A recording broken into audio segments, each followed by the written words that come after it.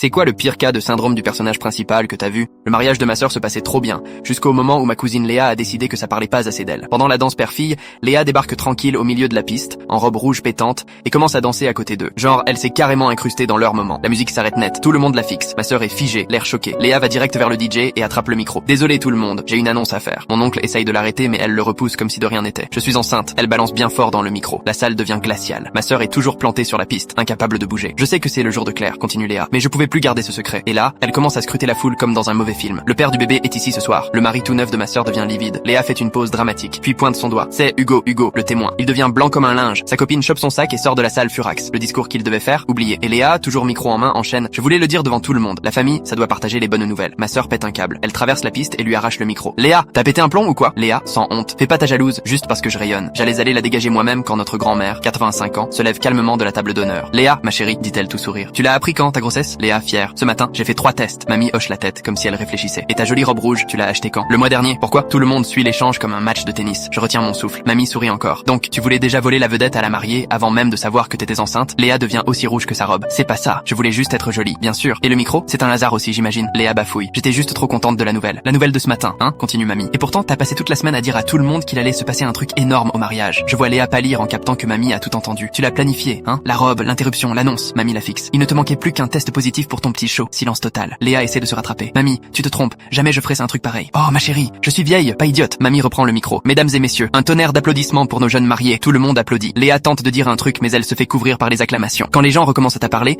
mamie s'approche de Léa et lui murmure un truc. Léa blêmit, chope son sac et file vers la sortie sans se retourner. On dirait qu'elle s'enfuit d'un braquage. Toute la salle la regarde partir. Plus tard, je demande à mamie ce qu'elle lui a dit. Elle me lance un clin d'œil. Je lui ai rappelé que le test qu'elle a laissé sur le bord de mon lavabo hier était négatif et que j'ai la photo. J'étais bouche bée. T'avais prévu ce moment depuis ce matin? Mamie rigole. Depuis 30 ans, ma puce. Il était temps qu'elle redescende sur terre. Léa n'a jamais remis les pieds à un repas de famille. On n'a plus jamais entendu parler de ce bébé. Hugo et sa copine se sont remis ensemble après qu'il lui ait expliqué qu'elle était complètement cinglée. Ma sœur, elle envoie toujours des fleurs à mamie à chaque anniversaire de mariage.